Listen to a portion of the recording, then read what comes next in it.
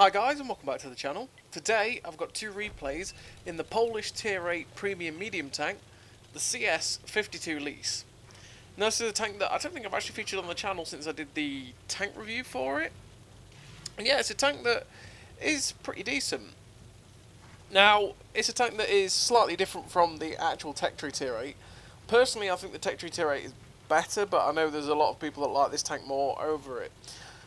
It's slightly different from the Tech Tree because it's got 320 alpha, but fires slightly slower, and it's also actually got some sort of armour. It's got the type of armour where it's like, don't rely on it, you shouldn't rely on the armour at all, but it can ricochet shots off its side and off its turret, as opposed to the Tier 8, the CS-53, which just doesn't really all that often bounce anything. And it's a tank that I actually kind of like, but like I say, just the Tech Tree one I prefer so much more than this one, so it's kind of like I prefer to take that out instead of this. But it's alright all the same.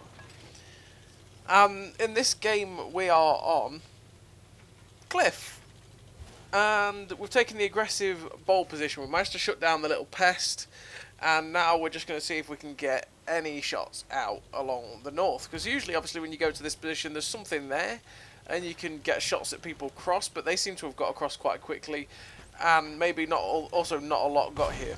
We get a nice auto aim shot into the Shashka as we pop over, and we're still detected. I'm thinking maybe there's something over there, but nothing really seems to be looking at me. There's only 3 medium tanks that are 4 medium tanks even that are behind the cliff, and we're getting some nice shots down into this Bolsic. And we're just trying to hopefully finish him off without taking another hit, because I mean we've got 779 hit points here. We've not got the full range, and obviously if he hits us with his 490 alpha gun, it's a lot of health gone. We'll be on a one shot for pretty much everything we're going to face in this game, which we don't want to do.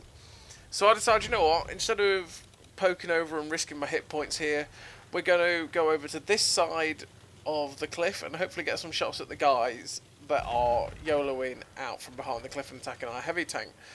And we get a nice shot into the stone coal on the move, which is good.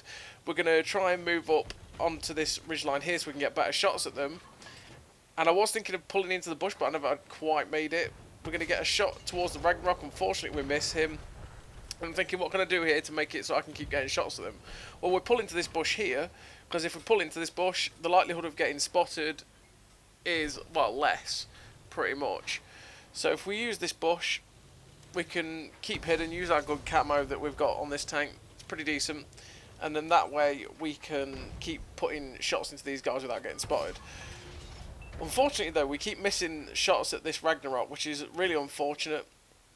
We're going to try and get a shot into his back now though. Perfect. Set him on fire again, that poor guy, and he's gone. There's a T-54 mod 1 over there. We're going to try and pop a blind shot at him.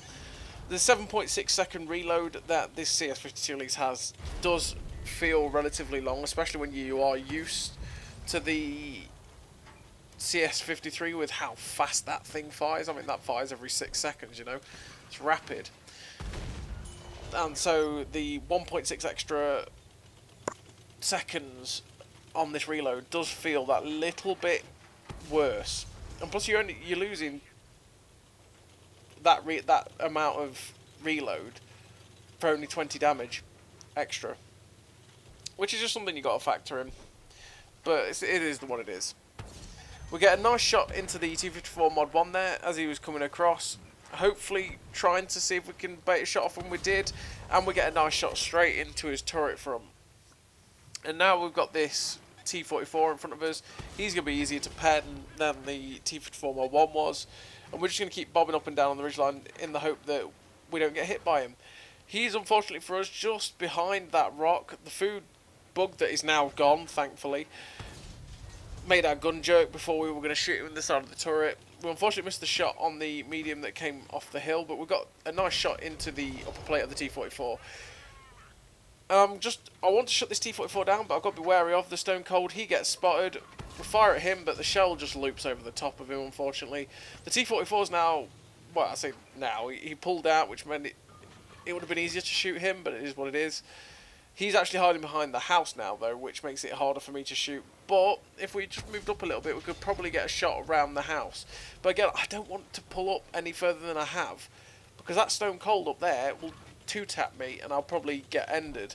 And he is my main concern at the minute. He is the big issue for me. So we're going to try and finish off this T-44, which we finally managed to do. I want to get rid of this stone cold. He gets spotted up, so it's like, right, let's back up, see if we can get a shot at him. And if we can't, well, we can't. And he's actually on the opposite side of the hill, so I need to get over to that side to get any shots into him. He's the big problem, that stone cold. He is the big one, right? He's the one that we need to get rid of if we want to attack this way. But I'm thinking as well, I know where the guys are on this one too. If I can poke here, look at my TDs. If I can poke here and spot out, I should get some nice assistance. And the guys down here on this one too will be able to move out and actually advance in this game. We get a nice shot in to finish the Ramator Borsig there. And now the Borsig's gone, we are going to move and change our positioning up.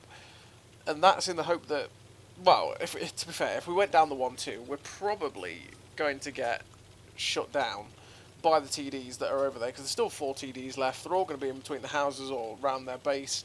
I've got 542 hit points. Like, they're probably going to two-shot me, or some of them might even one-shot me, depending on what's left.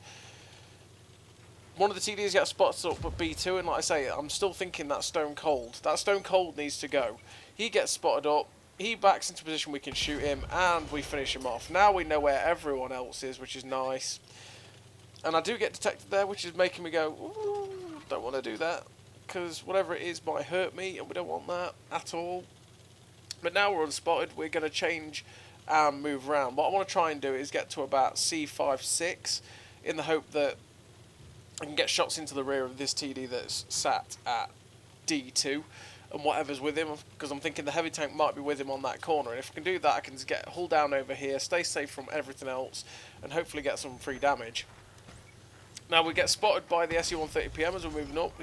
He spots us, we get a nice shot into him. I'm just like, please don't kill me, please don't do it. I know I can take a hit from him because he's got 520 520 alpha damage, sorry, not hit points, 520 alpha, which means that I knew I could take a hit from him. But you never know with RNG. RNG might just go, lol, you want to survive that? Nah. We got a nice shot into the KV-4. We try and snap a shot into him again. Unfortunately, we miss. And now there's just the Shashka and the T-25/2 left. The Shashka shuts down my Borsig, and I'm like, wait, he's somewhere on the 1 line then. Okay. So we're going to drop down and try and spot him for these 2 TDs. I get lit up as I'm going, so I'm like, okay, I'm going to duck into this cover on the right-hand side, because I imagine it's somewhere between the houses. If I can get onto this right-hand side where the ridge lines are, I can sort of stay safe from it. Get detected again. We actually get shot by the T-25/2, who is the one that was spotting us, but we managed to 6.0 RBRT him perfectly and shut him down. Now I'm wondering where this Shashka is, and the Shashka actually gets spotted in the middle. He's managed to make a beeline for our guys. The likelihood of me getting damage on this guy now is minimal, because there's 2 TDs that are there. The Iron Rain is full health. He could just YOLO him. The TD coming in behind him is probably going to shut him down. And he does. We finished that game with a nice tally for the CS-52 Lis. And it is, like I say, it's a decent tank. It's a decent all-rounder because it's got a good gun, it's got decent mobility, and it's got decent armour. We finished that game with 7 kills, 4.8k damage, 243 assistance, 137,000 made, which is nice. Ace Tanker, Devastator, Top Gun, High Caliber, and 2,000 base XP, it's not 2.2, 2,000 base XP. A very nice game for the CS-52. And it is quite an enjoyable tank, so if this tank comes on discount, it's probably worth picking up. So we're on to the second game in the CS-52 Lis, and we're on to the Ciao Bang map. And this is one of those maps where I still don't really know where to go, if I'm totally honest. It's one of those maps that it just completely depends on how your team plays it. Some games, the teams seem to just YOLO one flank. The other games, the team YOLOs the other flank. It's just the way it is. These big maps, they seem to do that, where you never get a defined way where it's like heavy tanks go this way, medium tanks go that way, because they just don't. They go wherever they bloody well want to on this map and the other maps. And sometimes it ends up in camp fests, sometimes it ends up in just straight up one flank YOLO in, which is what happens a lot as well, where one team will push exactly where we're going, for example, and just YOLO straight down this flank and then up the 9 line, or they just camp around B2-3 on Ciao Bang, and that's just the unfortunate nature of it. But I like to go this way. I like to go here to this position here because I can come here. If I get anyone that sits up at K5-6, they can stay safe, they can snipe anything that comes round to attack me. And not just that, is that from this position I'm in now, I can actually stay safe. I can use this ridgeline, put forward, spot anything that's coming across, and then pull back. This T-49 is YOLOing for some reason. I like tank gameplay at its finest. He gets shut down, and we're going to pull forward and see if we can get any shots at this Chrysler that's over here. I like tank is YOLOing that Chrysler. It makes me want to go help him, so we're going to pull forward. We're going to see if we can get a shot at this light tank that is coming across the upper deck. We get a nice shot into the G-saw there. And we're just going to be careful because, like I say, I don't want to push forward too soon, because if we push forward too soon, we'll get shut down. We get a nice shot in to finish the G-saw off. It's quite nice of him to drive in a straight line. And now we're going to pull forward and try and bully this Comet with Kaiser. This Comet's all alone. We want to get rid of him before we go and deal with the Chrysler K. We pop a nice shot into him on the move. Give him a little love tap with the Ram. He's not penning us. We managed to pop another shot into his back. He's actually a Comet. He's a stock Comet. He's got the Cromwell gun and turret, and we shut him down and put him out of his stock misery. But now we're going to pull forward and try and attack this Chrysler. This Chrysler knows where we're coming from, right? So he'll probably be facing us. But in fact, he's not. We get a nice shot into his back, and Kaiser finishes him off. I have no idea why that guy was facing the other way, because we were spotted the entire way up behind him. And we were the only ones in front there. So I was quite surprised when we came round that he wasn't actually facing us, and that would have made the task of attacking him a lot harder, because to go through the lower plate of a Chrysler you need like 220 pen, and this tank only having like 208 doesn't quite cut it against the lower plate of a Chrysler. But the rear, easy peasy lemon squeezy.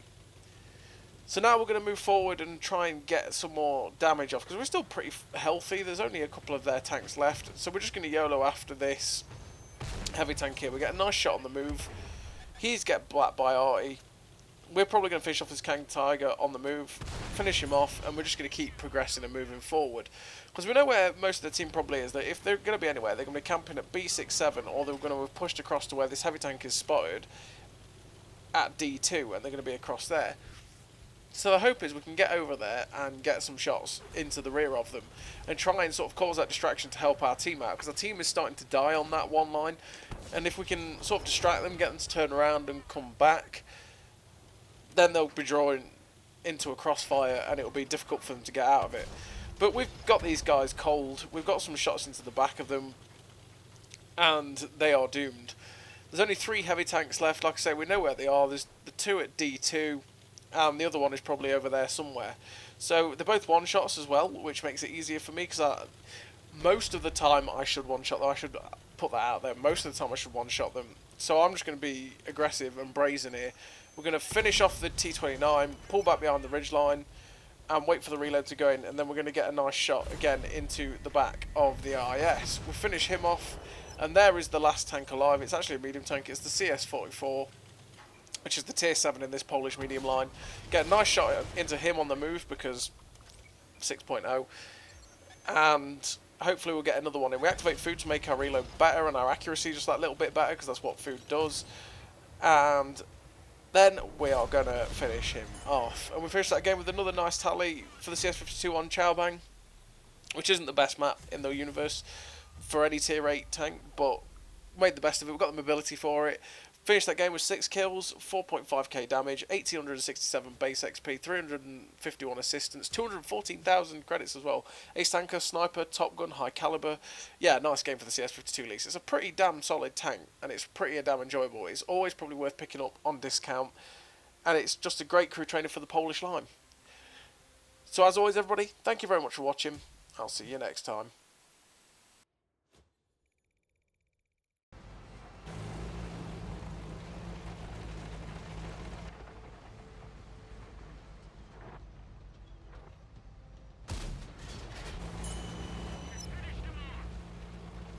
A great success!